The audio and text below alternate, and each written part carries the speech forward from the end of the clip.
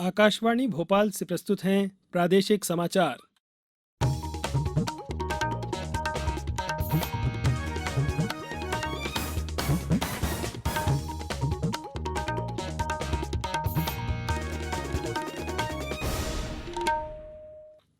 नमस्कार, समाचारों के साथ मैं नवनीत चौबे। पहले एक अपील। भारत ने कोविड टीकाकरण अभियान के अंतर्गत 100 करोड़ टीके लगाने का लक्ष्य हासिल कर लिया है। इस महत्वपूर्ण कार्य में योगदान करने वाले चिकित्सकों, नर्सों और अन्य स्वास्थ्यकर्मियों का आकाशवाणी अभिनंदन करता है। इसके साथ ही हम आपको सतर्क भी करना चाहते हैं कि कोविड अभी समाप्त नहीं हुआ है। आप सभी से हमारी अपील है कि यथाशीघ्र दोनों टीके लगवाएं और अन्य लोगों को भी टीके लगवाने के लिए प्रेरित करें। विवाह और अन्य समारोहों के दौरान इन 3 आसान उपायों का पालन अवश्य करें। मास्क पहनें, 2 गज की दूरी बनाए रखें, हाथ और चेहरा साफ रखें। कोविड से संबंधित कोई भी जानकारी और मार्गदर्शन के लिए राष्ट्रीय हेल्पलाइन नंबर 011-2397-8046 और 1075 पर संपर्क करें। अब इस बुलेटिन के समाचार। स्वतंत्रता संग्राम सेनानी शहीद टंटिया मामा की जन्मस्थली बड़ौदा अहीर से 27 नवंबर को कलश यात्रा निकाली जाएगी। कलश यात्रा के शुभारंभ अवसर पर मुख्यमंत्री शिवराज सिंह चौहान पंधाना में एक जनसभा को संबोधित करेंगे। कलश यात्रा जनजातीय क्षेत्रों से होते हुए 4 दिसंबर को टंटिया मामा के बलिदान दिवस पर इंदौर जिले के पाताल पानी पहुंचेगी। इस कलश यात्रा की घोषणा मुख्यमंत्री शिवराज सिंह चौहान ने जल महोत्सव के शुभारंभ अवसर पर की थी।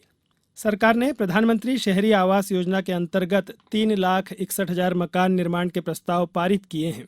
कल नई दिल्ली में आवास और शहरी मामलों के मंत्रालय के सचिव दुर्गा शंकर मिश्रा की अध्यक्षता में हुई केंद्रीय मंजूरी और निगरानी समिति की 56वीं बैठक में इन प्रस्तावों को मंजूरी दी गई। इसके साथ ही इस योजना के अंतर्गत 1,14,00,000 मकानों के निर्माण की मंजूरी दी जा चुकी है। इस मिशन के अंतर्गत आवास और शहरी मामलों के मंत्रालय का कुल निवेश 7,52,000 करोड़ रुपए हो गया है। बैठक के दौरान श्री मिश्रा ने आवास निर्माण को तेज करने तथा उसे समय पर पूरा करने की जरूरत पर बल दिया ताकि वर्ष 2022 तक सबके लिए आवास का लक्ष्य पूरा किया जा सके। प्रदेश विधानसभा का शीतकालीन सत्र 20 दिसंबर से शुरू होगा। 5 दिनों के सत्र के दौरान विभिन्न मुद्दों पर चर्चा की जाएगी। विधानसभा के प्रमुख सचिव द्वारा दी गई जानकारी के मुताबिक यह विधानसभा का 10वां सत्र है और इस दौरान 5 बैठकें होंगी। अखिल भारतीय आयुर्विज्ञान संस्थान नई दिल्ली के निदेशक डॉक्टर रणदीप गुलेरिया ने एक पुस्तक विमोचन कार्यक्रम में कहा कि कोविड मामलों में कोई वृद्धि नहीं देखी जा रही है, इसलिए अभी देश में बूस्टर डोज की कोई ज़रूरत नहीं है। इस मौके पर नीति आयोग के सदस्य डॉक्टर वीके पाल ने कहा कि वैक्सीन की तीसरी खुराक पर निर्णय विज्ञान सम्मत होना चाहिए।